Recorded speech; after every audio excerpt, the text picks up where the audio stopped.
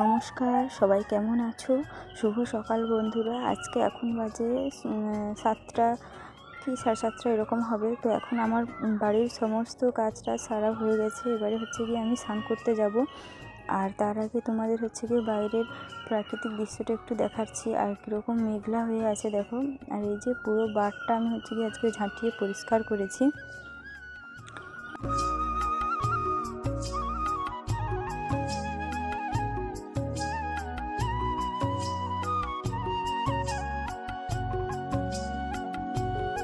আর এখন দেখো কাজবাজ সেরে এই যে স্নান করে চলে এসেছি। আর স্নান করে এসে আমাদের প্রথম কাজ যেটা থাকে তো সেটাই আমি করে নিচ্ছি।